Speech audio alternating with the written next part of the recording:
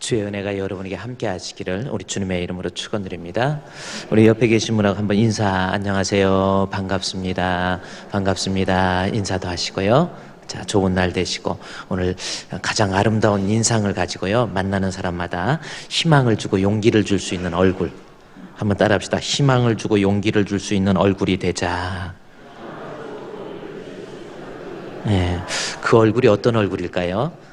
뭔가 얼굴에 기쁨이 있고, 저 이래야지, 뭔가 세상 시름 온갖 다 짊어지고 걱정으로 그냥 가득 쌓여 있고, 내 걱정만이 아니고 남의 집 것까지 다 걱정하면서 그렇게 사람을 대하고 굳은 표정으로 하지 마시고 밝은 모습으로, 그러면 여러분도 행복하고 다른 사람에게도 행복을 줄 수 있을 것 같아요. 자, 오늘 말씀의 제목은 거룩한 사람이 되라 라고 하는 제목입니다. 오늘 본문에 있는 말씀에 보면, 우리 베드로전서 1장 15절 16절 말씀에 보면, 오직 너희를 부르신 거룩한 이처럼 너희도 모든 행실에 거룩한 자가 되라. 16절에 기록되었을 때 내가 거룩하니 너희도 거룩할지어다 하셨느니라 라고 해서, 베드로가 베드로전서 1장 15절 16절 말씀을 통해서 하나님 앞에서 거룩한 사람이 되라 라고 하는 것을 우리에게 권면해 주고 있다라는 거지요. 이 권면처럼 저와 여러분도 하나님 앞에 거룩한 사람이 되시기를 주의 이름으로 부탁합니다. 거룩한 사람이 되어야 돼요. 그런데 그렇다고 한다면 여기에서 거룩한 자가 되라라고 하는 이 말씀의 뜻이 무슨 뜻인지를 알아야 됩니다. 거룩한 자가 되라 그러면 이 성경의 말씀을 통해서, 내가 거룩이라는 게 뭐예요? 거룩한 자가 뭡니까?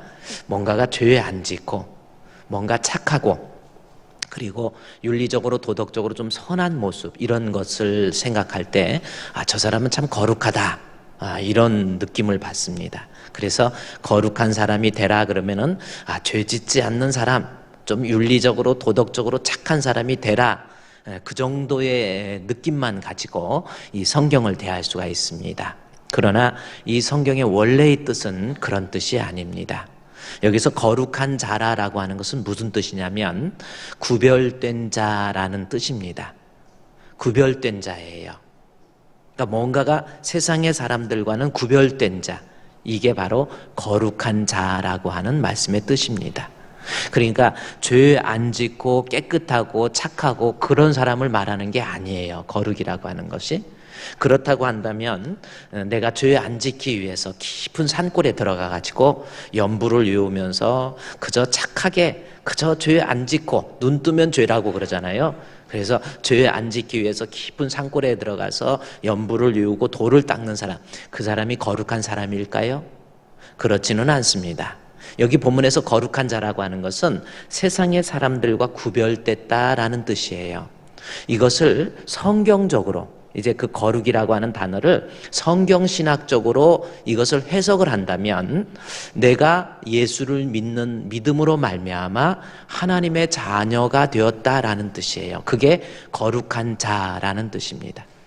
그러니까 세상의 사람들하고 달리 내 마음속에 내가 예수를 믿어서 하나님의 자녀로서 구별된 거예요. 구별된 자, 다시 말해서 하나님의 자녀가 되었다라는 겁니다. 예수 믿는 믿음 때문에 내가 하나님의 자녀가 되었다라는 뜻입니다. 따라서 베드로전서 1장 15절 말씀에 너희는 부르신 거룩한 이처럼 너희도 모든 행실에 거룩한 자가 되라는 것은, 거룩한 자, 즉 거룩한 자라는 것은 믿음이 있는 사람 이라는 뜻입니다. 믿음 때문에 내가 하나님 앞에 구별되어서 하나님의 자녀가 되었다라는 거기 때문에 거룩한 자가 되라는 것은 믿음 있는 사람이 되어라 라는 뜻이지요. 그런데 이 말씀을 우리가 또 듣게 되면, 그러면 우리가 이 시대에 살면서 내가 예수를 믿어서 나의 불완전한 믿음을 완성해 가면서 점점 믿음이 좋은 사람, 믿음이 강한 사람으로 되는 것, 그런 느낌을 받을 수가 있습니다. 그러나 그 뜻이 아닙니다. 거룩한 자, 즉 믿음 있는 사람이 되라 할 때 그 되라고 하는 것이 무슨 뜻이냐면, 헬라어 원어를 잠깐 우리가 빌어서 보게 된다면요, 그 헬라어 원어의 단어를 보게 되면은 여기 게네데테라는 단어입니다. 자, 제가 이렇게 일부러 거룩한 자가 되라 하면서 되라라고 하는 것이 헬라어로 게네데테라는 단어다, 그 말씀이에요. 여기서 게네데테라고 하는 단어는 무슨 뜻이냐면 기노마이, 저거의 게네데테라고 하는 것이 이렇게 뭐 이렇게 된 것 같은 것이 지 발음이 납니다. 지, 이, 그다음에 이렇게 된 건 N 발음이 나요. 그다음에 요거는 장음 이 발음이 납니다. 게네데테. 세타는 뜨 발음이 나서요. 그다음에 이렇게 된 건 장음 이, 게네데. 그다음에 T 발음 나고요. 이 발음 납니다. 그래서 게네데테, 이것이 되라라는 단어예요. 그러니까 거룩한 자는 아까 얘기했듯이 죄 안 짓고 착한 사람, 그런 뜻이 아니라 예수를 믿는 사람, 그래서 하나님 앞에 구별된 자, 그런 사람이 게네데테, 되라, 이렇게 기록되어 있어요. 그런데 이 게네데테라고 하는 것은 무슨 뜻이냐면 이 게네데테의 원형이 기노마이라는 뜻입니다. 기노마이. 그래서 이 지 발음해갖고 원형이 기노마이인데, 기노마이가 원형인데 이것이 단순 과거 수동태 명령형으로 바뀐 것이 게네데테라는 단어입니다. 그러니까 기노마이가 원형이에요. 그건 되라라는 뜻인데, 이 게네데테라고 하는 것은 단순 과거 수동태 명령이에요. 그런데 이 게네데테라고 하는 것이 무슨 뜻이냐면 단순 과거 수동태 명령형으로서 이것은 뭐냐면 become이라는 뜻이 아닙니다. 되라, 우리말로는 무엇이 되라 할 때는 become이라는 단어로, 영어로 보면은 become, 점점 착한 사람이 되어간다, 점점 거룩한 사람이 되어간다. 지금 become, 되라라고 하는 뜻이 영어로 보면 become이면은 거룩한 자가 믿음 있는 사람이라고 그랬으니까 예수를 믿어서 그 믿음 있는 사람이 되어져라. 믿음이 없는데 믿음 있는 사람이 되라. 불완전한 믿음은 완전한 믿음으로 점점 성장해라. 그런 뜻으로 우리가 받아들일 수 있는데, 영어로 봐도 become이라는 뜻이 아니라 그 단어의 뜻이 be라는 뜻입니다. 그 다음에 제 사진, 잘 나온 사진 때문에 거기 가려져 있는데 제 사진을 빼보면은 be에다가 동그라미를 쳐놓은 거예요. be가 맞다라는 거죠. 그러니까 become의 의미가 아닌 be의 뜻입니다. 자, 그러면 조금 복잡한 것 같아도 여러분이 거룩한 자가 되라라고 하는 것은, 되라고 하는 것이 become의 뜻이 아니고 be라는 뜻이에요. be라고 하는 뜻은, become은 되어져 가는, 불완전한 것이 완성되어져 가는 과정을 말할 때, 성장해 간다, 점점 더 성장이 become, 뭐 이런 의미이지만은 be라는 단어는, 다시 글씨를 떠놓으세요. be라고 하는 단어는 무슨 뜻이냐면 그냥 그 상태예요. 그러니까 영어로 보면은 일형식, 이형식, 삼형식, 뭐 사형식 이렇게 나오는데, 일형식에 보면은 주어 s, 그 다음에 플러스, 그 다음에 보어 이렇게 나옵니다. 그러면 주어의 상태를 그대로 말해주는 것이 일형식의 보어예요. 보어. 그러니까 나의 I am, 나는 누군가, I am a boy, 나는 소년이다, 뭐 할 때 주어의 상태, 그 상태를 그대로 be, 물론 be라고 하는 것은 비동사의 원형이에요. become은 점점 되어지는 거지만 be는 상태예요. 그러니까 그렇게 되라라고 하는 거, 거룩한 자가 되라라고 할 때는 영어로 봐도 be라는 단어를 쓰는 거예요. 그러니까 그게 무슨 뜻이냐면, 따라서 본문에 내가 거룩하니 너희도 모든 행실에 거룩한 자가 되라라고 하는 것은, 거룩한 자라는 것은 무슨 뜻이에요? 예수를 믿는 믿음의 사람, 그것이 되라라고 하는 것은 믿음의 사람이 되어져라라는 뜻이 아니고, 믿음의 사람이 된 상태, 그 상태를 이탈하지 말고, 신앙에서 믿음에서 떠나지 말고 그 믿음의 상태를 계속해서 지속하고 죽을 때까지 그 믿음을 간직하는 사람이 되라 라고 하는 뜻이 거룩한 자가 되라라는 뜻입니다.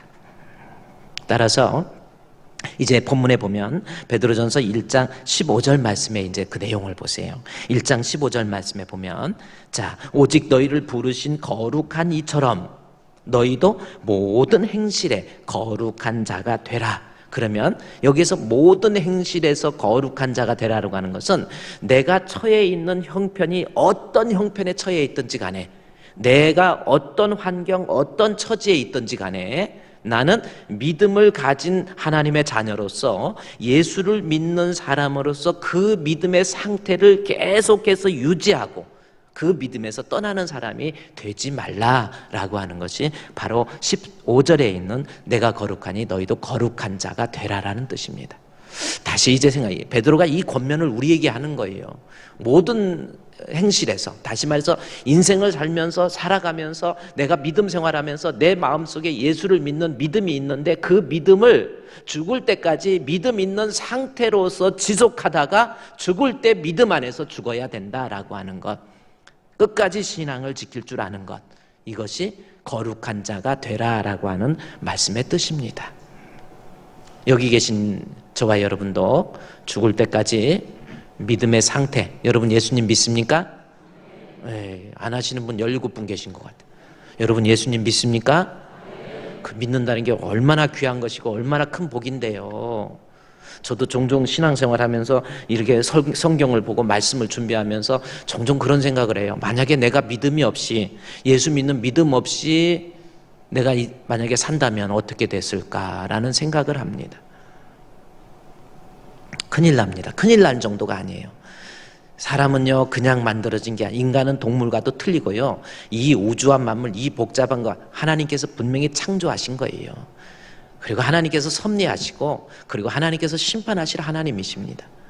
근데 이 세상에 내가 살면서 인간으로 태어나가지고 만약에 예수를 안 믿는다, 그거는요 큰일 날 정도가 아니에요. 차라리 죽는 게 나아요. 근데 죽으면 또 예수 안 믿고 죽으면 또 지옥이니까 방법이 없어요. 그래서 사람으로 태어나서 예수를 안 믿을 바야 뭐 하는 게 나아요? 네? 태어나지 않는 게 나아요. 그래서 가룟 유다가 곁길로 가니까 예수님께서 너는 차라리 뭐 하는 게 낫다? 가서 죽는 게 낫다, 이런 말 안 하셨어요. 뭐 하는 게, 가룟 유다 너는 차라리 예수 믿는 믿음이 없이 세상에서 살 바야 차라리 태어나지 않는 것이 좋은 거예요. 사람으로 태어나서 예수를 안 믿으면 이거는 뭐 방법이 없는 거예요. 무식한 사람이 예수 믿고 가진 거 없어서 예수 믿고 의지할 데 없어서 예수 믿는 게 아니에요. 죽고 사는 문제란 말이에요.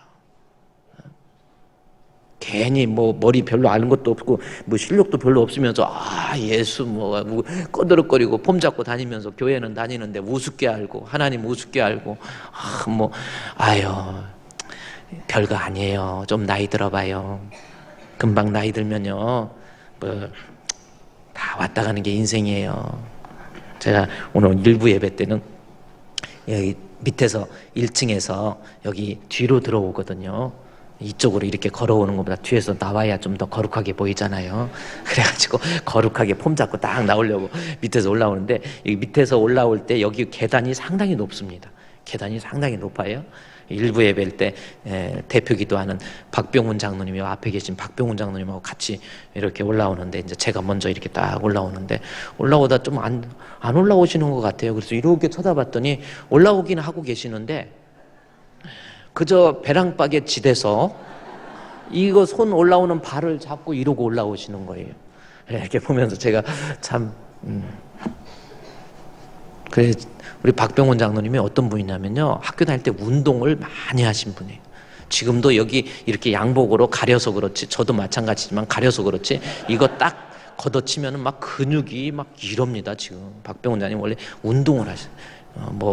헬스도 하시고, 그 다음에 대구고등학교인가요? 대구 개성고등학교? 대구 개성고등학교 나오죠. 그냥 개성고등학교라고 그러지, 개성. 그러니까 개성고등학교 다니셨는데, 학교에서 이 유도 선수, 유도 딱 업어치기 딱 한 판에 그냥 끝내보내는 유도, 운동, 유도가 몇 단이고, 저분이 태권도가 몇 단이고 그렇습니다. 근데 학교에서 유도 선수였는데, 학교 전국 대표 유도 선수 나갔는데 태권도하고 겨룰 사람이 없으니까 그 전국 체전을 하면서 박병훈 장로님이 야, 너 유도하지만 태권도 네가 이길 수 있잖아. 너 쟤하고 가 태권도 해갖고, 태권도 우습게 보이죠. 유도 선수 입장에서 볼 때는 저거는 오자마자 한번 업어치면 끝나잖아요. 그래, 태권도 선수하고 싸움을 붙여놨는데 가자마자 한 대 맞아가지고 그냥 그 자리에서 쓰러져가지고, 태권도 선수한테 한번 혼난 경험이 있다고 저한테 이야기를 해줘요. 물어보지도 않았는데 얘기해줘요. 그 유도 선수였는데 장로님이 그만큼 체력이 좋고요, 건강이 장로님이 좋습니다. 운동하셔. 우리 옛날에 성가대 지휘하셨는데, 우리 할렐루야 성가대 그 동해안에 그 설악산 가고 동해안에 가서 캠프하기 위해서 갔는데 그때 우리 청년들이랑 누가 막 장로님하고 매달리는데 양쪽 팔 이러고 있으니까요. 두 명이 매달려도 끄떡하네. 엄청 힘이 세신 분이에요. 그런데 나이가 이제 70이 되다 보니까 근육은 다 처지고 별거 없어. 그저 주눅 처져가지고 이렇게 흔들면요 이게 같이 움직인다. 근육이 처지고 이렇게 흔들어갖고 이리 올려버릴 수도 있고 근육은 다 처지고 아니 계단 올라오실 때 그 좋은 체력에 이렇게 배랑박에 지대가지고 겨우 올라오면서 목사님 조금 기다려. 제가 오전 1부 예배 때 이 설교를 했더니 2부 예배 때는 이제 보니까 따로 오시긴 오시는데 아이고 그래도 안 지대고 올라오시네 그랬더니 올라가지요 하더니 제 양복 뒤를 잡고 또 쫓아오시네. 이거 찢어질 뻔했어. 인생은요 건강해도 다 왔다 가는 게 인생입니다. 돈 있다고 잘난 체 하지 마시고요. 배웠다고 교만하지 마시고 인생은 왔다 가는 거예요. 나그네와 같은 삶이에요. 나그네로 있을 때에 그렇잖아요. 나그네로 있을 때 여기 17절에 나와요. 마지막 너희가 나그네로 있을 때에 왔다 가는 것이 인생이에요. 남는 것은 신앙이에요. 예수님 믿는 믿음 다 가지고 주님 앞에 갔을 때요 그 믿음 끝까지 그 거룩한 자가 되라라고 하는 것은 우리 주님 앞에 우리 예수 그리스도를 믿는 믿음이 가장 귀한데 그 믿음을 갖게 되었는데 그 믿음을 어떤 행실에서든지 여기 본문의 15절에 모든 행실에 다시 말해서 어떤 상황에 처해 있든지 간에 우리 주 예수 그리스도를 향한 그 믿음의 상태에서 이탈하지 말고 믿음에서 떠나지 말고 죽을 때까지 무슨 일이 있어도 신앙만은 끝까지 지켜라 라고 하는 것이 내가 거룩하니 너희도 모든 행실에 거룩한 자가 되라 라는 뜻입니다. 어때요? 이 베드로의 권면 우리가 잘 받아들여서요 저와 여러분 인생 한평생 살면서 이 믿음 죽을 때까지 믿음의 상태 어떤 유혹과 시험과 환난에서도 떠나지 않기를 주님의 이름으로 축원드립니다. 근데 베드로전서 1장에서 왜 이 말씀을 했느냐 이게 또한 중요한 거예요.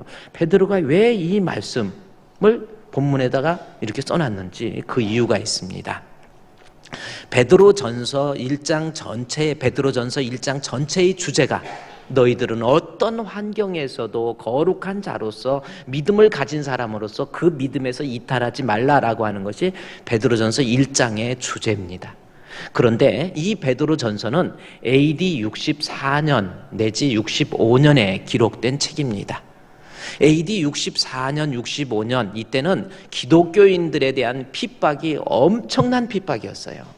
보통 핍박이 아니에요. 예수 믿는다라고 하는 것을 알기만 하면 잡아다가 짐승의 밥, 사자들의 굴에 집어넣어서 사자밥을 만들기도 하고 감옥에 집어넣어서 굶주리고 비참하게 만들고 심지어 어떤 일이 있었냐면요 예수 믿는 사람은 그냥 그 자리에서 법도 없이 죽이고 그 죽였다고 하는 것을 영화롭게 하기 위해서 또 상급을 줬는데 사람의 이마로부터 가죽을 벗겨 이게 죽은 사람 가죽 벗겨가지고 머리를 벗겨서 하나씩 가져오면은 상도 주는 그 AD 64년, 65년에 있었던 극심한 기독교인들의 핍박. 그때 베드로가 그 핍박으로 인해서 소아시아 지역에 흩어져 있는 사람들, 성도들에게 너희들이 어떤 환경이 있어도 어떤 시험이 있어도 어떤 유혹이 있어도 믿음을 이탈하지 말고 거룩한 상태에서 그 상태에서 이탈하지 말고 무슨 일이 있어도 신앙을 굳건히 지켜라 라고 하는 것이 오늘 본문에 있는 말씀의 핵심이에요. 그때 당시 얼마만큼의 시험이 있었냐면 그래서 이 본문 15절 오직 너희를 부르신 거룩한 이처럼 너희도 모든 행실에 거룩한 자가 되라 라고 하는 것이 갑자기 왜 믿음을 잘 지키는 사람이 되라 그랬느냐면 13절에서 그러므로 라고 하는 말부터 시작됩니다. 이것은 앞에 있는 내용들과 연관된다라는 거예요. 이런 상황이니까 그러므로 너희들은 모든 행실에 어떤 일이 있어도 하나님 앞에서 거룩한 상태, 믿음을 가진 상태에서 이탈하지 말라 그런 거예요. 그러면 여기서 그러므로라고 하는 것이 어떤 상태였는지 이 베드로전서 1장 6절에 보면 나와요. 1장 6절 말씀에 여러분 보십시오. 13절에 그러므로가 있죠. 그래서 그 그러므로가 어떤 상태인가 봤더니 1장 6절에 그러므로 너희가 이제 여러 가지 시험으로 말미암아 잠깐 근심하게 되지 않을 수 없으나 라는 말씀이 나옵니다. 이때 당시 AD 64년 65년 당시에 소아시아 지역에 흩어져 있는 기독교인들에게 임했던 시험, 어떤 시험입니까? 본문에 어떤 시험이 있었어요? 그러므로 너희가 어떤 앞에 시험 앞에 써 있잖아. 뭐 가지 시험 꼭 그렇게 가지만 아니고 여러 가지 그것까지는 읽어줘야지. 여러 가지 시험이 있었어요. 그러니까 시험이 한두 개가 아니었다라는 거예요. 그러니까 내가 믿음을 지키려고 했더니 그 믿음에서 떠나게 하는 마귀의 괴계가 그 시험이 한 가지가 있었던 것이 아니고 여러 가지 시험. 내 믿음을 빼앗고자 하는, 내가 예수 그리스도를 믿는 그 믿음의 상태에서 이탈하고자 하는 그 마귀의 시험이 한두 가지가 아니고 여러 가지 시험이 있었다라는 거죠. 그 시험이 있다 할지라도 15절 말씀에 나온 것처럼 오직 그 시험 속에서 너희를 부르실 거룩한 이처럼 너희도 모든 그런 어떤 환경에 있어서도 모든 행실에서 거룩한 자, 믿음을 지키고 있는 상태에서 이탈하지 말라라는 겁니다. 이게 성도예요. 여러분 어떻습니까? 여러분 예수님 믿습니까? 제가 좀 조용히 했다고 아멘 조용히 가지 말고 좀 크게 좀 여러분 예수님 믿습니까? 그래, 그렇게 하면 얼마나 좋아요. 우리는 예수님 믿어요. 금보다도 귀한 믿음입니다. 그런데 이 믿음 죽을 때까지 잘 지킬 수 있습니까? 여러 가지 시험이 분명히 있어요. 믿음 생활하다 보면 여러 가지 시험. 이때 당시 초대교회에서는 보통 시험이 아니었단 말이에요. 나를 죽이는 시험, 가족을 유리시키는, 가족과 분리시켜가지고 가족들 떨어져 만들게 하고 고문하고 굶주리고 매맞고 이런 시험 속에서도 하나님 앞에 내 마음속에 있는 예수 그리스도에 대한 믿음 이탈하지 말고 신앙을 끝까지 지키라. 이것이 베드로의 권면이에요. 이때 당시의 상황 실제로요. 지금 터키 지역, 소아시아 지역이죠. 터키 지역 데린구유라고 하는 그 지역에 가보면은 기독교인들의 핍박이 너무 심했기 때문에 사람들이 흩어져서 산속으로 굴속으로 도망가기 시작해요. 그래가지고 그 산이 있는데 그 산은 돌로 되어진 돌산인데 그 돌이 무슨 화강암처럼 강한 돌이 아니고 비교적 조금 충격을 주면 틀어져 나올 수 있는 그러한 돌산이 있는데 지금도 있습니다. 그 돌산에다가 구멍을 뚫어가지고 그 핍박 속에서도 동굴로 들어가가지고 못 먹고 못 입고 못 살면서 비참한 삶을 살면서 그 동굴에서 살아가고 있었던 신앙의 믿음의 선진들, 끝까지 믿음 지키기 위해서 세상 것 다 포기하고 세상 것 다 내려놓고 내 마음의 중심에 있는 믿음 지키기 위해서 동굴로 숨어 들어가 있던 그 흔적이 지금도 터키에 남아 있어요. 제가 성지순례 갔을 때 우리 총신대학교 대학원 우리 신학생들 같이 성지순례 가면서 그 동굴에 가서 그때 그 사람들이 그렇게 비참하게 살면서도 그 동굴의 흔적에다가 우리 예수님 사진 그려놓고 모양 새겨놓고 하나님에 대한 신앙 못 먹으면서 죽으면서도 믿음 끝까지 지켰던 신앙의 선진들, 그들이 모여서 예배드렸던 예배의 장소가 그 동굴에 있어요. 햇빛이 얼마나 보고 싶은지 동굴을 끝에까지 뚫어서 한 줄기 햇빛을 쬐고 싶어가지고 나가면 죽으니까, 그래도 신앙 포기할 수 없으니까 그렇게 살아갔던 사람들. 그때 신학생들 몇백 명 같이 가면서 그 동굴에 다 같이 들어가 있을 때 저보고 목사님이 기도 좀 해주세요 해서 신학생들 앞에서 기도하는데 눈물이 나더라고요. 야, 우리 믿음의 선진들 신앙을 지키기 위해서 이렇게 고생 정도가 아니라니까요. 그때 제가 기도하기 전에 우리 찬송 부릅시다 하면서 불렀던 찬송이 환난과 핍박 중에도, 그 가사가 참 336장이에요. 그 이제 모니터에 나올 거니까 보고. 환난과 핍박 중에서도 성도는 신앙 지켰네. 이 찬송을 그 동굴 안에서 어두컴컴한 동굴 안에서 조그마한 공간 안에서 그 찬송을 신학생들 남자들이 모여서 낮은 음으로 환난과 핍박 중에도 성도는 신앙 지켰네 이 신앙 생각할 때에 기쁨이 충만하도다 성도의 신앙 따라서 죽도록 충성하리라. 가사 내가 못 외울 줄 알고 늦게 띄워줬잖아요. 그래도 다 알고 있는데 근데 보세요. 그 찬송을 쫙 부려요. 그 찬송 여러분 그 핍박 여러분은 지금 어떻습니까? 내 마음속에 있는 믿음 죽을 때까지 지킬 수 있습니까? 성령으로 시작했다가 이후야 어쩌든지 간에 믿음 못 지키고 믿음에서 이탈하는 사람.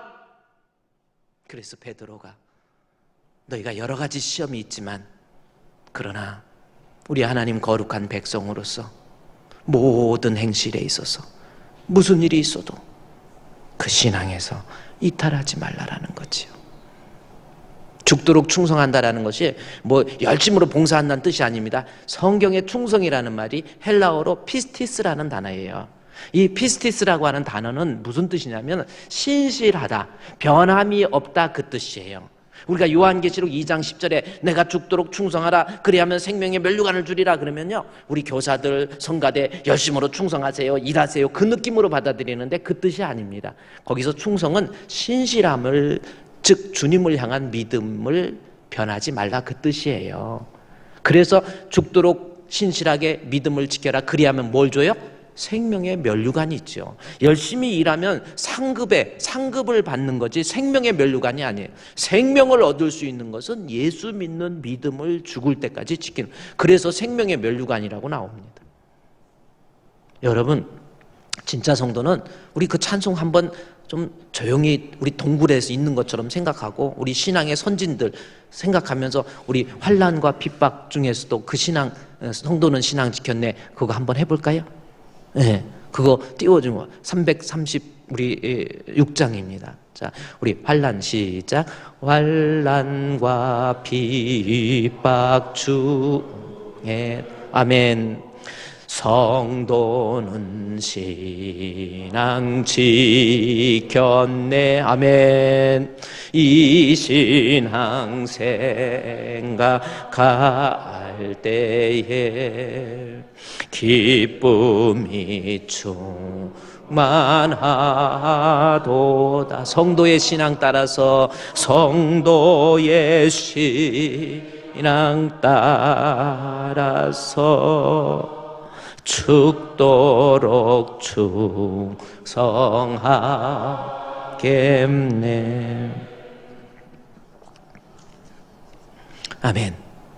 죽을 때까지 믿음 지켜야 되는 거예요. 그래서 베드로가 너희가 여러 가지 시험이 있지만 베드로전서 1장 15절에 오직 너희를 부르신 거룩한 이처럼 너희도 모든 행실에 착하게 살으라 그게 아니란 말이에요. 어떤 환경에 있어도 어떤 처지에 있다 할지라도 어떤 유혹 속에서도 어떤 핍박 속에서도 어떤 환난 속에서도 거룩한 자 예수 믿는 믿음의 상태 되라 유지하라는 겁니다. 믿음에서 이탈하지 않는 성령으로 시작했다 육신으로 맞춰서 지옥 가는 영혼 없기를 우리 주님의 이름으로 축원드립니다. 그렇다고 한다면 내가 믿음에서 떠나지 않고 신앙을 죽을 때까지 끝까지 지킬 수 있는 사람이 되기 위해서는 어떻게 해야 될 것인지 베드로가 우리에게 설명을 해주고 있어요. 이때 당시 그 많은 시험 속에서 그 많은 환난 속에서 그 많은 핍박 속에서 그럼에도 불구하고 내가 신앙을 끝까지 지킬 수 있는 사람이 되려면 첫 번째가 13절 말씀에 나와 있습니다. 15절 16절에서도 거룩한 자가 되라 그러면서 13절에 거룩한 사람 끝까지 믿음의 사람이 되기 위해서는 13절에 그러므로 너희 마음의 허리를 동이고, 마음의 허리를 동이라는 게 뭐예요? 이거 허리를 마음에 여러분 이미 육체적으로 이 허리를 동일래도 혁띠가 모자라가지고 두 개 연결해갖고 쓰는 사람도 있잖아요. 워낙 이게 허리를 동일 게 없어. 이렇게 센 사람들이 허리가 굵은 사람들이 있어. 근데 그게 마음의 허리는 허리인데 마음의 허리라는 겁니다. 이것은 뭐예요? 특히 이 헬라인들에게 있어, 히브리인들에게 있어 이 허리라고 하는 의미는 우리도 그렇잖아요. 힘을 쓴다는 위치가 얘기할 때 허리라는 말을 합니다. 도둑놈이 막 도망가려고 그럴 때 뒤에 가서 허리띠 꽉 잡으면 아무리 다리가 움직여도 전진이 안 돼. 기압받친 것처럼 들어버리면 돼. 허리가 그렇습니다. 힘을 쓰는 거예요. 근데 마음의 허리를 동이고 뭐라고 그랬어요? 근신하여. 힘을 쏠게 세상 근신하여 예수 그리스도께서 나타나실 때에 너희에게 가져다 주실 은혜를 바라면서 살으라는 겁니다. 그래야 내 믿음 지킨다는 거예요. 그러니까 예수 그리스도가 나타나실 때에, 그러니까 예수 그리스도가 나타나실 때라는 것은 언제냐면 이게 예수 그리스도께서 나타나실 때에 우리에게 가져다 주실 은혜, 이게 뭐예요? 이게 무슨 뜻인가 봤더니 여기 베드로전서 1장 7절에 나와 있어요. 예수 그리스도께서 나타나실 때 보세요. 7절에 너희의 믿음의 확실함은 불로 연단하여도 없어질 금보다 더 귀하여 예수 그리스도께서 나타나실 때에 나오죠? 그럼 예수 그리스도에 나타나실 때가 때에 뭐예요? 칭찬과 영광과 존귀를 얻게 하는 것. 그러면 다시 13절 말씀해 보면 너희에게 예수 그리스도께서 나타나실 때 우리에게 가져다 주실 은혜, 칭찬과 존귀와 영광, 그것을 그것을 꿈꾸면서 살으라는 거죠. 바란다라는 것은 바랄 망이잖아요. 그것에 소망을 두면서 사는 거예요. 그러면 예수 그리스도께서 나타나실 때 칭찬과 영광과 존귀라는 것은 뭐냐면 이것을 종말론적 보상이다, 그렇게 얘기합니다. 그러니까 이 세상에서가 아닌 천국에서 우리 하나님 앞에 갔을 때, 우리 예수님 앞에 갔을 때 주님으로부터 받게 될 그 보상, 주님으로부터 인정받게 될 칭찬과 영광과 존귀, 그것을 받기를 바라면서 꿈꾸면서 살아가는 사람, 그 사람이 믿음을 끝까지 지킬 수 있다라는 거예요. 그러니까 근신하지, 그러므로 너희가 마음의 허리를 동이지 못하고 근신하지 못하고, 다시 말해서 세상에다 소망을 두면서 사는 사람, 내가 어떻게 하면 부자 될 수 있을까? 거기에다 소망을 두고 사는 사람, 내가 어떻게 하면 세상에서 인정받는 사람이 될 수 있을까? 거기에 완전히 육신적인 거에만 꿈을 꾸는 거예요. 아니면 아예 꿈이 없던지 그냥 소망이 뭡니까? 여러분의 소망이 뭡니까? 한번 생각해요. 지금 소망이 가장 바라는 소원이 뭐예요? 어떤 사람한테 물어봤더니 목사님 뭐 그런 거 묻습니까? 나는 꿈이 없어요. 그저 호박 같은 세상 둥글둥글 살다 죽지요. 뭐 이래. 꿈도 없이 아무 생각 없이 사는 게 아니에요. 우리가 꿈은 이 세상에서의 꿈이 아닌 천국에서 우리 주님 앞에 갔을 때 인정받는 것, 그것에 소망을 두면서 살아가는 사람이 신앙을 지킬 수 있는 거예요. 아직도 예수 믿는다고 하면서 세상 것 때문에 울고 웃고 그저 돈만 생각하고 그저 세상에 육신이 잘 되고 육신이 편안하고 그저 내 자식 잘 되고 내가 세상에서 인정받고 이것만 꿈을 꾸고 있다고 한다면, 그것에 소망을 두고 있는 사람, 교회는 다니지만 거기에 세상에 소망을 두고 있는 그 사람은 신앙생활 하다가 믿음에서 거룩한 상태에서 이탈합니다. 꿈이 달라야 돼요. 내가 지금은 좀 힘들지만, 내가 지금은 좀 어렵지만 그래도 이 어려운 문제, 육신적인 문제만 해결하기 위해서 살 것이 아니라, 나는 좀 부족해도, 지금은 좀 어려워도, 나는 좀 가진 것 없어도 내가 주님 앞에 갔을 때에, 우리 주님 앞에 갔을 때에 칭찬과 존귀와 영광, 하나님 앞에 인정받는 사람이 되어야지 라고 하는 것을 소망하면서 꿈꾸는 사람, 그 사람은 믿음에서 이탈하지 않습니다. 주님 앞에 가서 나 인정받는 사람, 이 몸의 소망 무행가 우리 주 예수뿐일세, 우리 주 예수 밖에는 믿으리 아주 없도다. 굳건한 반석이시니 그 위에 내가 서리라, 그 위에 내가 서리라. 그 꿈이 있어야 돼요. 그런 꿈 없지. 그저 목사님, 나 앞으로 좀 사업 좀 잘해가지고 돈 좀 벌어서 나 앞으로 좋은 집도 좀 큰 집 사고 차도 좋은 차 타고 다니고, 목사님 우리 애들 잘 키워서 공부 잘 시키고, 목사님 나 그냥 존귀하게 되고 높은 자리에 올라가고 국회의원이 되고 장관이 되고, 거기에 꿈을 두고 있는 사람, 그 사람은 신앙생활을 한다고 하지만은, 교회는 다닌다고 하지만은 반드시 죽을 때까지 신앙 못 지키고 믿음에서 이탈해버립니다. 신앙에서 떠나버려요. 이런저런 이유에서든지 어떤 이유에서든지 간에 믿음에서 떠날 수밖에 없어요. 그러나 꿈이 나 주님 앞에 가서 인정받는 하나님의 백성으로서 하나님 앞에 칭찬 듣는 사람이 되어야지 라고 꿈꾸는 사람은 무슨 일이 있어도요, 하나님 앞에 신앙 안 떠나요. 거룩한 상태에 이탈하지 않습니다. 인간은요, 풀은 마르고, 나중에 이 베드로가 그러거든요. 사람은요, 너무 복잡하게 생각하지 마요. 나이 들면 별것도, 나이 들면 다 힘도 빠지는 거고요. 다 그러는 거예요. 그래서 24절 1장 베드로전서 1장 24절 보십시오. 인생이 또 거기도 그러므로가 나오잖아요. 그러므로 모든 육체는 뭐예요? 그냥 풀이 죽었어. 그러므로 모든 육체는 뭐와 같아요? 풀과 같고. 우리 잔디가 요즘 우리 가뭄이 심하잖아요. 가뭄이 심해가지고 잔디가 막 말로 들어가. 마음이 안타까워서 제가 우리 교육자회 하면서 우리 관리 집사님한테, 집사님 잔디에 물 좀 주세요. 근데 낮에 주면은, 잔디에 낮에 물을 주면요, 그 수분이 증발하면서 더 수분을 빨아나간대. 그래서 밤에 줘야 된다고. 저녁 때 해 떨어졌을 때 줘야 된다고. 우리 참 그래, 풀이 그렇습니다. 여러분도 교회, 우리 교회 주품교회로서 내 교회에 대한 주인의식이 있는 사람들, 잔디에 올라가시다가 잡초 같은 게 이렇게 올라오면은요, 잡초 하나씩 뽑으면서 구경하면서 걸어가야지. 그냥 보면서 좋네, 저것이 또 잔디인가 뭔가 생각도 안, 그리고 그냥 다니지 마. 아무 생각 없이 뻥튀기 하듯이 다니지 말고요, 그냥 이 풀도 뽑고 관심도 가지고 그래. 나만 풀 뽑는 것 같아. 저 잔디가 그냥 유지되는 게 아니에요. 아무 생각 없이 그러지 말고, 자기네 집이라고 생각하고, 내 집이라고 생각하고, 내 집보다 더 중요한 것이 내 아버지의 집입니다. 주의 집에 거하는 자, 그 집에, 주의 집에 문지기로 있는 것이, 내가 더 낫다. 시편 86편에서 얘기하잖아요. 그 마음에 시온에 좀 대로가 있어가지고 교회도 좀 생각하고 좀 이랬으면 좋겠어요. 뭐 어쨌든 풀이 말라가요. 그렇게 푸른 풀도 말라갑니다.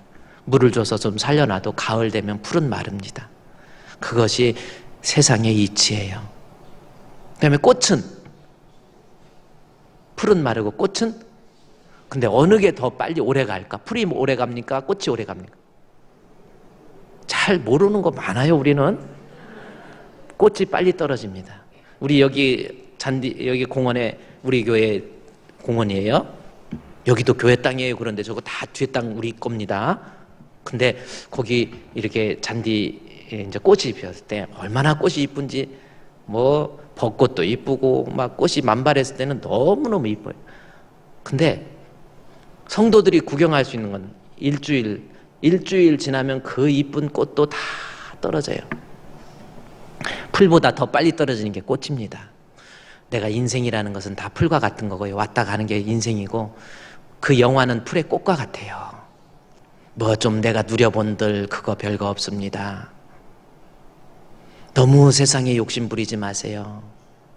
오직 남는 것은 풀은 마르고 꽃은 시들되 오직 주의 말씀만이, 오직 주의 말씀만이, 예수님만이, 신앙만이 세세토록 있도다. 그래요. 그 신앙 끝까지 지키기 위해서요, 썩어져 없어져를 말 60만의 소망을 두지 마세요. 한번 여러분 이 시점에 생각해 보세요. 내가 교회를 다니지만 무슨 목적으로 교회를 다닙니까? 뭐 높은 자리 올라가려고 교회 다녀요? 제가 정신 차리라고 그랬어요. 이런 거 저런 것 때문에 교회 나오고 뭐하고 그런 거 없습니다. 진짜 신앙의 목적이 뭡니까? 나 예수 믿고 구원받는 것이 신앙의 목적. 왜 교회 나옵니까? 예수 믿고 구원받는 거예요. 그게 그게 목적이 돼야 돼요. 거기에서 이탈하면 안 돼요. 목표가 세상이면 결국은 신앙에서도 떠납니다. 사도 바울을 보십시오. 세상적인 걸 보면요, 바울만한 사람이 없어요. 그 당시에는 배울 만큼 배운 사람입니다. 그렇죠? 가말리엘 문화생이에요. 로마의 시민권 가지고 있어요. 권력도 있어요. 명예도 있어요. 예? 히브리인 중에 히브리인입니다. 부족할 게 없어요. 그러나 세상 것에 소망을 두는 것이 아니고, 나는 이 세상의 그 어떤 것, 육신적인 것, 내가 배운 것, 내가 가진 재산, 내가 가지고 있는 권력, 내가 가지고 있는 이 모든 것을 배설물과 같이 여기잖아요. 그러면서 나는 만물의 때만도 못한 나, 천국에 가서 인정받. 그래서 바울이 고백을 해요. 그 신앙 때문에, 그 믿음 가지고 세상 것 없어도 나는 주님 앞에 끝까지 믿음 지키겠습니다. 그러면서 바울이 얼마나 많은 시험이 있었습니까? 굶주리고 매맞고 잠을 자지 못하고, 고린도전서 4장에서 나오잖아요. 매맞음과 굶주림과 자지 못함과 먹지 못함과 비참하게 되는 일이 얼마나 많이 있었습니까? 그런데도요, 바울이 나중에 로마서 8장에서 고백을 해요.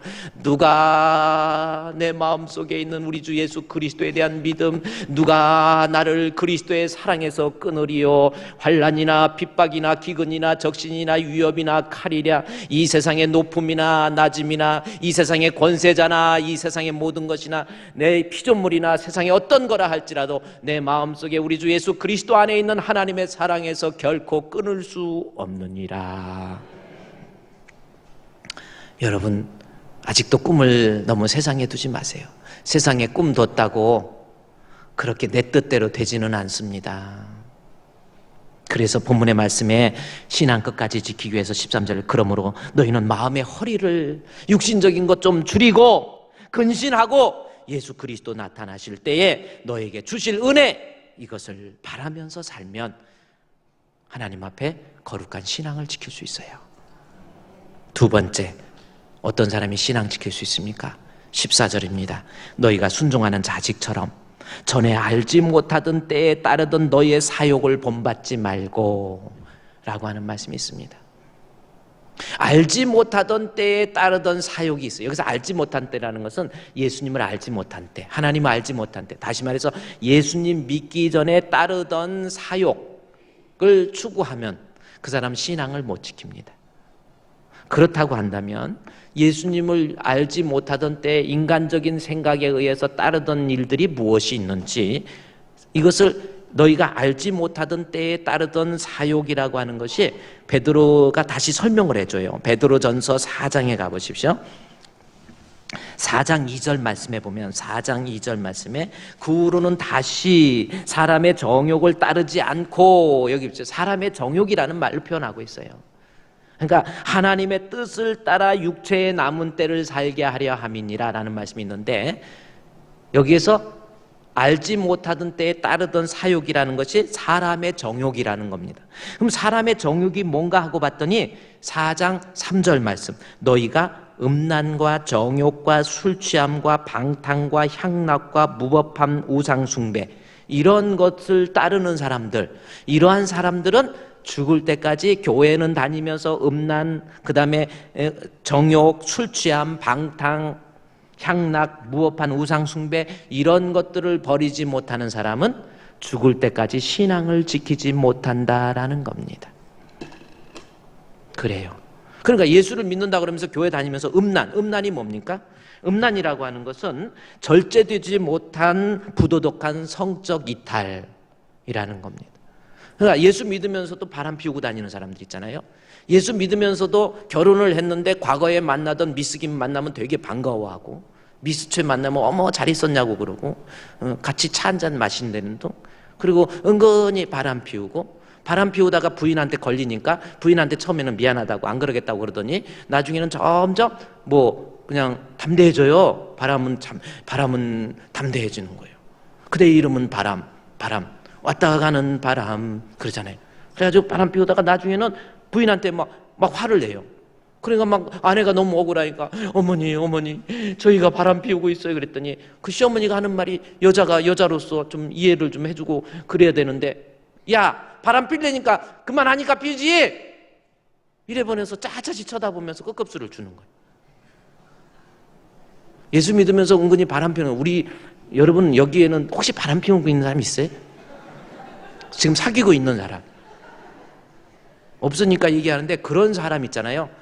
이때 당시에 베드로가 물론 음란이라는 얘기를 한 배경이 뭐냐면, 이때 당시 기독교 이후의 이방 종교는 거의 99%가 성적인 타락과 연관되어 있어요. 풍요와 다산을 상징한다고 그러면서 그들의 종교 행위를 보면은 거의 다 성적으로 타락한 그러한 모습들이 있었습니다. 그런데 그것 때문에 자꾸 교회를 다닌다고 그러면서, 그래서 고린도 교회도 그랬잖아요. 너희 가운데 음란한 것 이런 것이 이방인에게도 없다 하거늘 어찌하여 너희 가운데 있느냐. 음란에 예수 믿는다 그러면서 그들한테 동요돼 가지고 그들한테 넘어가 가지고 성적으로 타락하고. 여러분, 그러니까 신앙생활 하면서 이러한 모습, 그러니까 내가 사람의 정욕을 따라서 따르는 모습, 음란의 죄, 바람 피우고 다니고. 요즘에는요 성범죄 특별법 해가지고 단속을 많이 하니까 요즘은 뭐 막 술집 이런 데 가서요, 참 뭐 친구들하고 회식한다고 그래갖고 바람 뭐 술집 가가지고 회식한다고 그러고 이상한 여자 만나가지고, 이런 사람들, 교회는 다니는데 그런 사람들 있잖아요. 신앙 끝까지 못 지킨다 이거예요. 그 쾌락의 향락 때문에. 저 뭐 요즘에는 노래방 도우미들이 이렇게 해가지고 또 바람 피우고. 저는 뭐 노래방도 잘 안 가봤고 잘 모르지만 스탠드바는 가봤어요.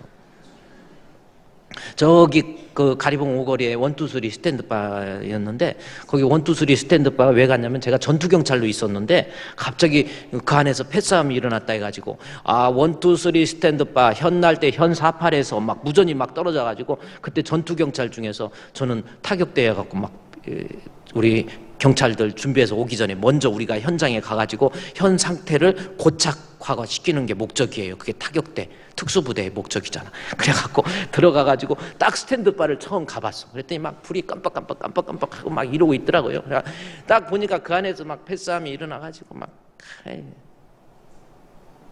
근데 요즘에는 지금은 스탠드바 그거 찾아보고 싶어도 없더라고. 1, 2, 3가 3, 2, 1으로 바뀌었는지 없어졌어요. 노래방 같은 데 가서 바람 피우고 나쁜 짓 하고. 키스방, 거기 1, 2, 3 스탠드바 옆에 키스방이 생겼어. 키스방 30분에 6만 원, 5만 원인가? 얼마, 7만 원. 손인춘 국회의원 사무실 밑에가 또 키스방이 있어가지고, 제가 우리 손인춘 국회의원한테 밑에 키스방이 있는데 한번 가봤냐고 그랬더니 안 가봤어요 그러더라고요. 30분 키스해 주는데 7만 원인가 얼마인가 되고, 1분만 넘어도 9만 원 돼버려. 조심해야 돼.